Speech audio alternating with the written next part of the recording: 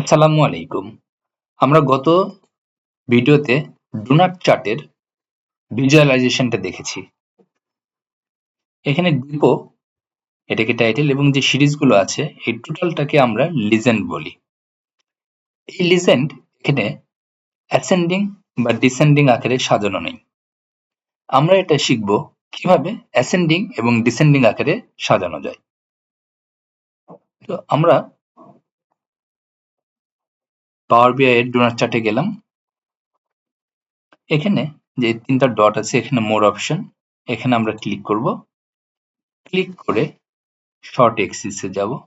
Short এক্সিসে দেখেন এখানে সাম of closing totally tick দেওয়া আছে এবং এটাকে ডিসেন্ডিং আকারে সাজানো আছে। আমরা সাজাবো লিজেন্ডটাকে অ্যাসেন্ডিং অথবা ডিসেন্ডিং আকারে।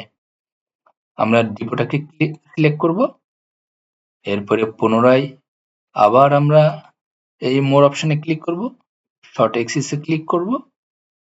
ধরুন এরপরে দেখেন এখানে যদি ডিসেন্ডিং আছে, যদি আমি অ্যাসেন্ডিং করি, দেখেন এবিসিডি, আবার এখানে যাই এবং এটাকে যদি আমরা ডিসেন্ডিং করি তাহলে ডিসেন্ডিং আকারে সাজানো হয়েছে। আমরা সুন্দর করে দেখানোর জন্য আমরা এটাকে অ্যাসেন্ডিং আকারেই সাজিয়ে রাখবো। ধন্যবাদ।